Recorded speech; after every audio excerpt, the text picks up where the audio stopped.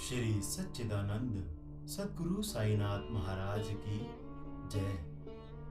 आज हम आप सबको बाबा द्वारा आटा पीसकर हैजा जैसी महामारी से शिरडी को मुक्त कराने की घटना पर प्रकाश डालेंगे। यह घटना सन 1910 की है।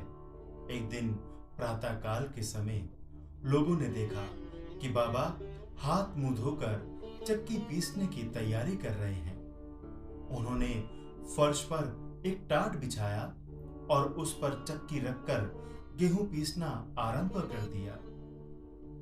सब विचार करने लगे कि बाबा के तो परिवार है नहीं और ना ही उनके पास कोई रहता है, फिर उन्हें गेहूं पीसने की आवश्यकता ही क्या है।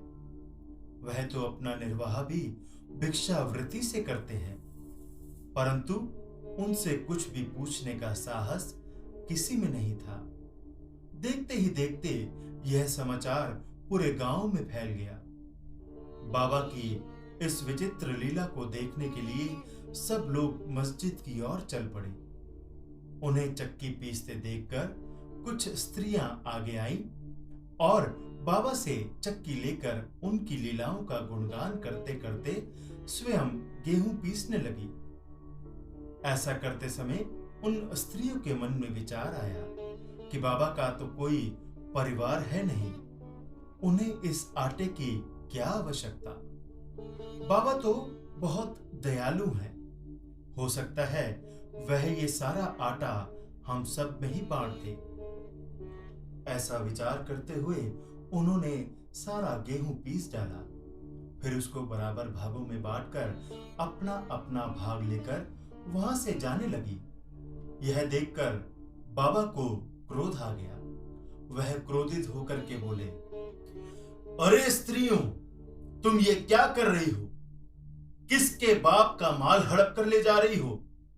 मैंने क्या तुम्हारा कोई कर्जा देना है जो इतनी आसानी से सब ले जा रही हो? बाबा के क्रोध के आगे सब भयभीत हो गए। फिर बाबा कुछ शांत होकर बोले, अच्छा, अब एक काम करो, इस सारे आटे को गांव की सीमा पर बिखेर आओ। सभी लोग इस बात से आश्चर्य में थे कि बाबा ने ऐसा क्यों कहा। किसी को कुछ समझ न आया, परंतु फिर भी सबने बाबा की आज्ञा का पालन करते हुए गांव की सीमा पर आटा डाल दिया।